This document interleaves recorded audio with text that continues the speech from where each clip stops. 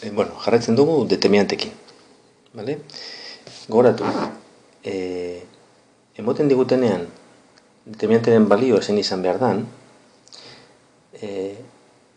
eskaintzen digute pista bat jakiteko zeintzu pausu emon determinantoren barruan emaitza hori izateko. Orduan, hori ikusita, pentsatu behar dugu, zelan lortu bat ken 3x edo 3x ken bat, hau da, honen sinus kontrakoa, edo zelan lortu bat gehi x hemen barruan kombinaketan bitartez.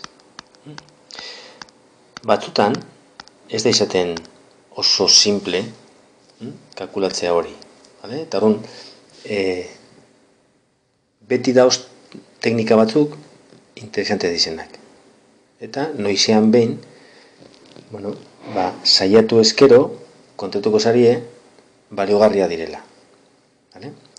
Kasu honetan, betariko bat da, ikusita, zutabe eta lerro guztietan ditugula 3x eta minus bat, danak batzen baditugu, lehenengoari batzen badutzaguz beste guztiak, geratuko da 3x ken bat danetan.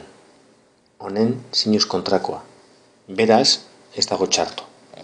Hor nengo dugu, lehenengo lerroari gehitu danak. Eta orduan ze geratzen da?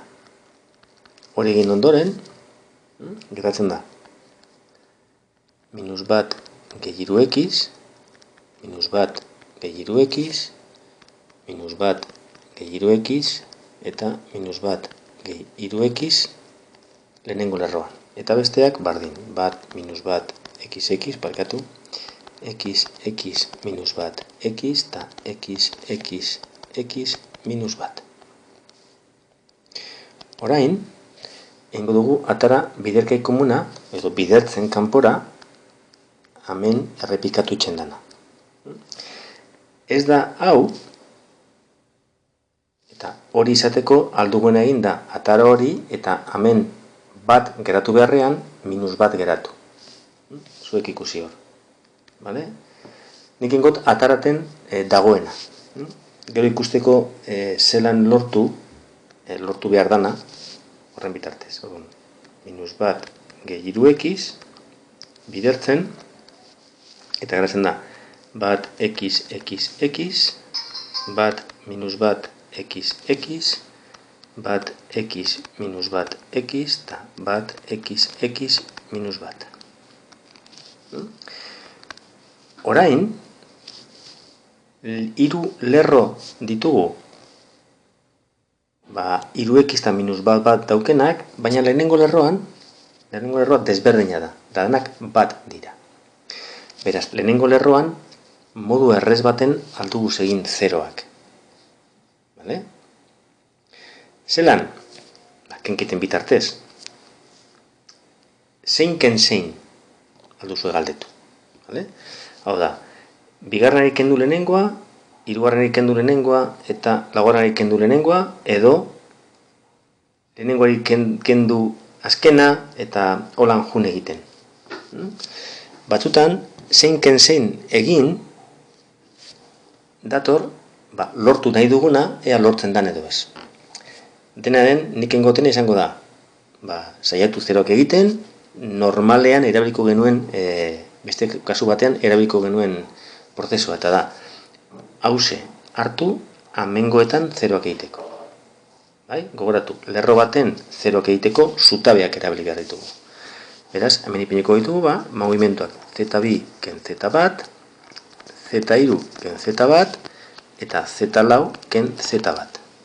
Horren daukagu, minus bat gehi 3x, bider, lehenengo lerroa bardin, eta bigarren lerroa da 0, minus x, minus bat, parkatu, minus bat ken x, 0, 0, bigarna 0, 0, minus bat ken x, 0, eta azkena 0, 0, 0, minus bat ken x. Determinante honetan, diagonal gainean dauden elementu guztiak 0 direnez, determinante honen balioa lortzen da bidertzen diagonal nagusiko elementuak. Bai? Geratuko da -1 gehi 3x bider -1 ken x berriro. Vale? Orain, hau eta beste hau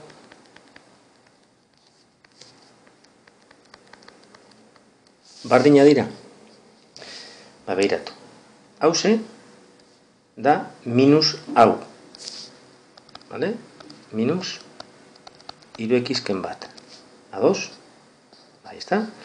Eta hau ere da minus x gehi bat.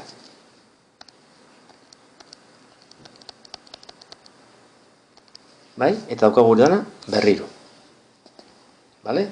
Orrun, minusa daukagu minus bat hemen, eta hemen minus berriro. Minus berriro kenboten dau minus. Bidera hemengo minusa plus.